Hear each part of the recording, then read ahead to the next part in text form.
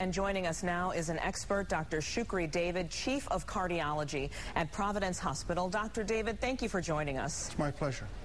Well, we know now that the coach had a cardiac catheterization process, and can you describe what that is and set the scene for us with your expertise? Sure. When a heart attack occurs, time is of the essence. It's important to get to the emergency room as quickly as possible and then to make the diagnosis as rapidly as possible, because the longer the heart is deprived of oxygen and nutrients that it needs, the more damage that occurs.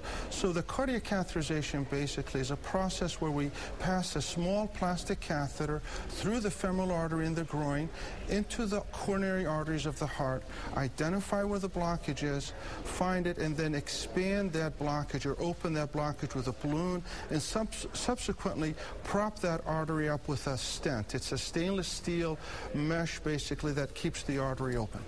Now, Dr. David, it was mentioned that there was minimal damage to the heart. How about recovery time? We're hearing the coach maybe in the hospital for 2-3 days? Usually if it's an elective procedure where we identify the blockage and the patient has the angioplasty, instead they go home the next day. If a heart attack has occurred and it's a significantly large infarct where there's been damage to the heart muscle, we keep the patients for a long period of time.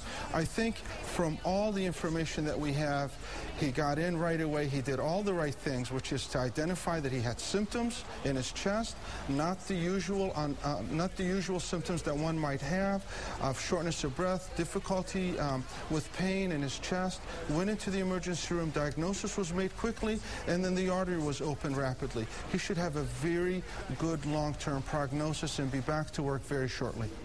And doctor, for coach to walk into Sparrow and need that kind of procedure, I mean, how bad was he? Well, anytime you have a heart attack, it is not a good situation. Though we've become accustomed to patients coming in, having these procedures and going home right away, there's a great amount of work that's involved. The talent in the emergency rooms, identifying patients, getting them through triage, calling the cardiac catheterization team in at 1 or 2 in the morning, bringing the entire team together to work together to get that artery open. There are many steps, and fortunately in Southeast Michigan we do this all the time and we do it well. But it is a serious, and it's not a minor event, and then Coach Dantonio is going to have to go through a fair amount of risk modification. This did not occur just because of the stress of the game. Obviously, patients have a substrate that triggers this event. Dr. David, we thank you so much for joining us. Chief of Cardiology at Providence Hospital, Dr. Shukri David. We appreciate your expertise, sir. Thank you. My pleasure.